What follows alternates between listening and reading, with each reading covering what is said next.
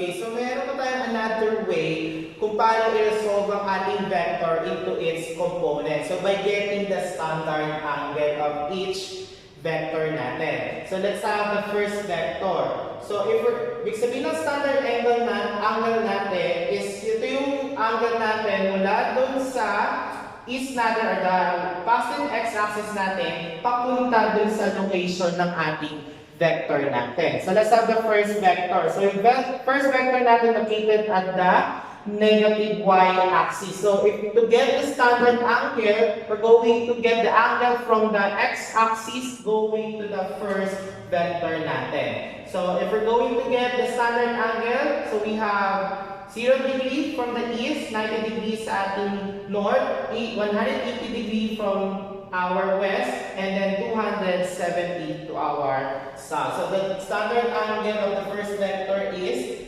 270 degree angle. So ito po yung gagamitin natin to solve the x component and the y component. So let us see kung parehas yung magiging resulta nila if we're going to use the standard angle to compute the x and y component. So we have 12 times cosine. So for the formula of getting the x components, we have the v sub y is equal to the magnitude of our given vector times the cosine theta. So we have 12 times cosine 270 degree angle. So instead of given degree angle ang gagamitin natin, we're going to use the standard angles, which is 270. So if you're going to compute using your calculator, so 0 pa rin ang lalabas na sagot. So same lang po siya. Okay? So pagka ang ating ginamit na angle is the standard angle, hindi na natin kailangan i-consider pa kung saan siya quadrant para malaman natin yung sign niya. Kung ano yung lumabas sa calculator, yun po yung magiging value ng bawat components natin. Okay? So let's have the y component. So the v sub y is equal to the vector or the magnitude of the vector times the sine theta. So if we're going to use the 270 as our standard angle, so we have 12 times sine 270 degree angle. So if we're going to compute, let's see kung negative 12 ang lalabas. So 12 times sine 270 degree angle. So negative 12 ang lumabas sa result natin. So we have negative 12 Newton for the first y component. Next, let's have the second force natin. So force natin, as you can see, dito po yung graph natin. So kukunin natin yung standard angle niya from the positive y-axis. So we have 90 degree, and then meron tayo ditong 30 degree. So itong angle na to,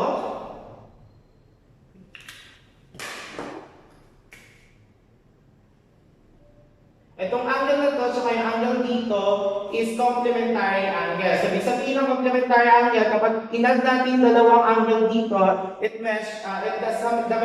summation of the angle is 90 degrees. So, kung we have 30 degree, kung meron tayong 30 degree dito, if we're going to get the degree angle here, so we're going to subtract it from 90 degrees. So, 90 minus 30, that would be 60 degree angle. So we have 90 plus 60, that would be 150 degree angle. So therefore, the standard angle of the second vector is 150 degree angle. So let's use in our second component. Let's see kung parehas ang kalalabasan. Okay, so let's multiply 24 times cosine 150 degree. So to the use of calculator, so we have 24 times cosine 150 degree angle. So parehas kung lumabas na final answers, it's negative 20.78. For the y component, so we have 24 times the sine 150 degree angle. So we have 24 times sine 150 degree angle. So the answer is still positive 12. Okay? So, we have the positive 12 in our second y component. Next, on the third component naman, so we have 50 newtons, 75 degrees south of west. So, if you're going to locate it in our Cartesian plane, nasa quadrant 3 po siya. So, ang gagawin natin, we're going to get the standard angle from the x-axis going to our third vector natin. Okay, so we have 90, 180, plus 75, that would be 5, 180 plus 75, that would be is equal to 255 degree angle. 180 plus 75, 250 degree angle. So therefore, the standard angle of the third vector is 250 degree angle. Now let's use in our x and y component.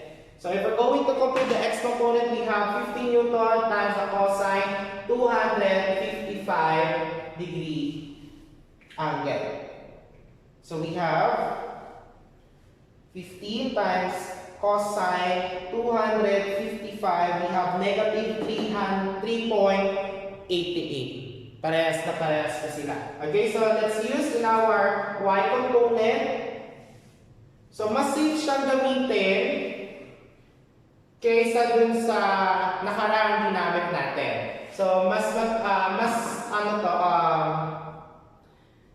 organized gamitin kung ang gagamitin natin ay standard angle. So, mas safe siyang gamitin compared sa mga unang method natin. Pero applicable naman po yung method na ginawa natin in the previous discussion natin or the previous video natin. Okay? So, 15 times the sine, 255 degree. So, we have 15 times sine, 255 degree. So, we have negative 0.49 newtons for the y component. So, as you can see, nung ginamit natin yung standard angle, so direct na yung lumalabas na result natin. Unlike kanina is, at the end of our fourth vector natin, tingnan pa natin kung saan nakalocate yung mga vectors natin is either quadrant 1 ba siya, quadrant 2, quadrant 3, or quadrant 4. So dito, kapag ginamit mo yung standard angle, hindi mo na kailangan hanapin pa kung saan siya nakalocate na quadrant. Okay? It's depend on the standard angle natin. Kung ano lumabas doon, yun na po yung magiging resulta ng ating x and y component. Okay? So let's have the fourth vector natin. So sa fourth vector natin, so we have 32 newton, 50 degree angle south of east. So, hanapin natin yung standard angle niya. So, dito po yung ating fourth vector natin na sa fourth quadrant. So, kuhanin natin yung standard angle niya mula sa x-axis papunta sa kanya. So, we have 90, 180, 270. Itong dalawang angle na to ay complementary angle. Kaya kapag sinagsama sila, it measures 90 degrees. So, meron tayong 50 dito.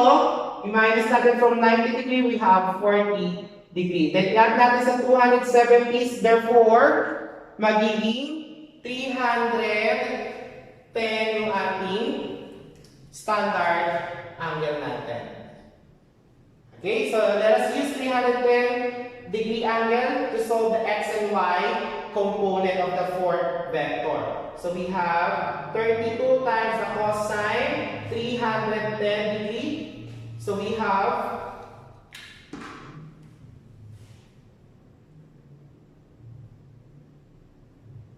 32 times cosine 310. So we have 20.57. So parehas po ang lumabas na result. Okay? So next, let's have the y component.